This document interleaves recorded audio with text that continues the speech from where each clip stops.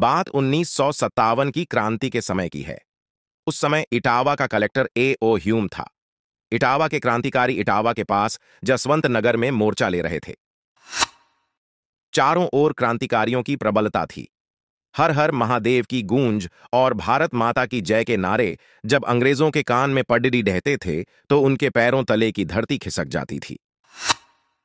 जब इन क्रांतिकारियों ने इटावा में अपनी मोर्चाबंदी की तो ह्यूम अपने कुछ अंग्रेज सिपाहियों को साथ लेकर इन क्रांतिकारियों का दमन करने के लिए वहां पहुंचा। कांग्रेस के संस्थापक के रूप में पूजा जाने वाला यह अंग्रेज कलेक्टर जब वहां पहुंचा तो उसने स्वयं भी हमारे कई क्रांतिकारियों की हत्या कर दी थी। हमारे सैनिक क्रांतिकारी एक मंदिर में अपना मोर्चा लगाए हुए थे। ह्यूम अपने लोगों के साथ वहीं पहुंच गया। उसने मंदिर का घेराव करने का आदेश अपने सिपाहियों को दिया।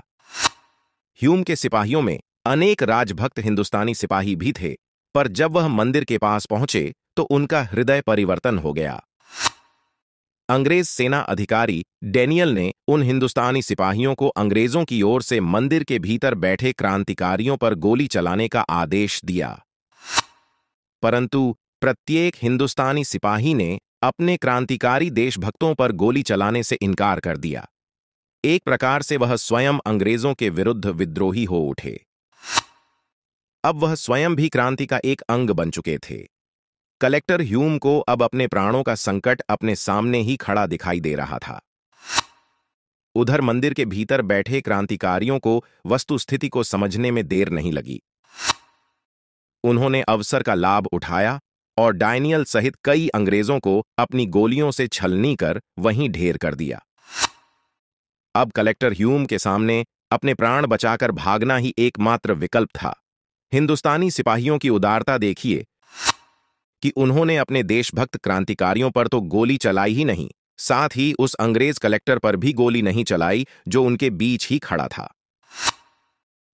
विनायक दामोदर सावरकर जी ने लिखा है कि यहां से ह्यूम को एक मुस्लिम महिला के वेश में अपने प्राण बचाकर भागना पड़ा था। उसने अपने गोरे शरीर को काले रंग से पुतवाया, पतलून उतारकर साड़ी पहनी और बुर्का ओढ़कर अपना भेष परिवर्तित कर लिया। रात के अंधकार में वह गोरे सिपाहियों के साथ वहां से बचकर भागा। उसे हिंदुस्तानी सिपाहियों से भी प्राण संकट था। जैसे तैसे वह अंग्रेज आगरा पहुंचा। अंग्रेज लेखक केये ने लिखा है कि 5 जुलाई को आगरा में 2000 भारतीय सैनिकों पर ह्यूम ने तोपों से गोले बरसाए। उसने अनेकों हिंदुस्तानी सिपाहियों की हत्या की। इटावा के पास अनंतराम में राष्ट्रभक्त विद्रोहियों और सेना के बीच हुए युद्ध में ह्यूम ने 131 हिंदुस्तानी क्रांतिकारियों की हत्या कराकर घोर नृशंसता व क्रूरता का परिचय दिया था। इसी क्रूर हत्यारे को लोकतंत्र के प्रति अनास्था रखने वाले तानाशाह निर्दयी अधिकारी को और भारतीयों के प्रति घृणा से आकंठ डूबे आतताई को भारत में भारतीय राष्ट्रीय कांग्रेस का संस्थापक दिखाकर आज तक एक महापुरुष के रूप में इतिहास में सम्मानपूर्ण स्थान प्राप्त है। अंग्रेज चले गए, पर अंग्रेजियत हमें अभी भी पराधीन किए हुए हैं। अब यह निश्चित होना चाहिए कि A.O. ह्यूम बड़ा था या हमारे 131 क्रांतिकारियों का बलिदान बड़ा था। हम कब तक भूले रहेंगे अपने क्रांतिकारियों के बलिदानों को? भारत के 1235 वर्षीय स्वतंत्रता संग्राम का इतिहास, भाग 5, अंग्रेजों का दमन चक्र, भारत का सुदर्शन चक्र नामक मेरी पुस्तक के पृष्ठ संख्या 299 से 300 से उद्धृत। यह कितना दुर्भाग्यपूर्ण तथ्य और सत्य है कि गांधी जी ने सरदार भगत सिंह और उनके अन्य क्रांतिकारी साथियों के द्वारा यदि किसी एक व्यक्ति की भी हत्या की गई या कोई क्रांतिकारी गतिविधि की गई तो उनकी न केवल आलोचना की बल्कि उन क्रांतिकारियों से घृणा का प्रदर्शन सार्वजनिक रूप से भी किया। जबकि अपनी कांग्रेस के संस्थापक A.O. ह्यूम के माथे पर लगे 131 क्रांतिकारियों की नृशंसतापूर्ण हत्या पर वह कभी नहीं बोले।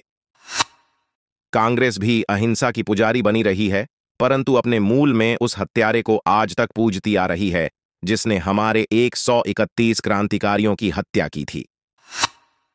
सावरकर जैसे हमारे क्रांतिकारी तो गांधी और उनकी कांग्रेस के लिए घृणा के पात्र हैं, परंतु अपना हत्यारा संस्थापक उन्हें पूजा के योग्य दिखाई देता है।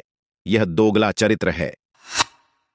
इसी दोगले चरित्र के कारण कांग्रेस ने इस सनातन राष्ट्र के चरित्र को भी दोगला करने का हर संभव प्रयास किया है, जिसका परिणाम हमें भुगतना पड़ रहा है। कांग्रेस को यह समझना चाहिए था कि हत्यारों के हत्यारे को हत्यारा नहीं कहा जा सकता, जबकि निरपराध लोगों की हत्या करने वाले हर स्थिति में और हर काल में हत्यारे ही होते हैं। भारत का यही सनातन राष्ट्रीय मूल्य है। इसी दृष्टिकोण से हमें इतिहास का गंभीर चिंतन करते हुए उसका फिर से तथ्यात्मक लेखन करना ही होगा। इतिहास के तथ्यों पर बड़े रहस्य के पर्दे को हटाने का समय आ गया है।